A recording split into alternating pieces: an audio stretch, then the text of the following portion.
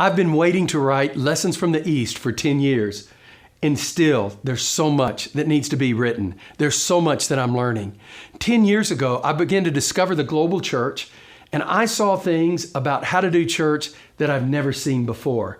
I discovered their whole paradigm of what it looks like to plant a church and their systems and their processes and their values. It was radically different from anything I was used to. I used to tell pastors, if you want to make a difference in the world, go visit the church in China or the church somewhere else in the world where it's really tough. But instead of telling them how to do church, sit down, shut up, and take notes. God is doing incredible things around the world.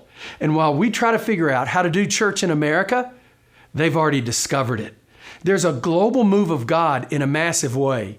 Here in the States, we want to tell everybody, this is how you do church, do it this way or that way.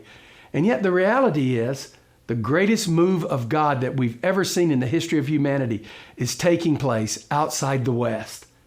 Our posture needs to be one that we're learning, we're experiencing, we're discovering what God is doing around the world, and we're getting in line with that. What does that look like?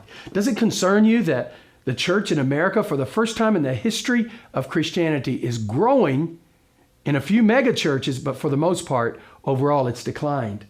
Does it concern you that even though it's growing in a few mega churches, the reality, even in those mega churches, only 1.6% to 5% of those people are new Christians?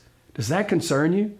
Does it concern you that the church is growing in America in a few churches, and yet we can go out and start a church if we have the right preaching and the right music and the right marketing, but it no longer requires the Spirit of God?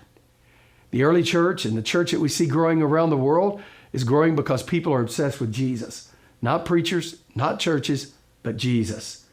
What does it look like to be that church? What lessons do we need to learn? How would it change our ministry? It would make a huge difference. Read Lessons from the East. We deal with 12 things that God is doing around the world that He wants to do right here in America.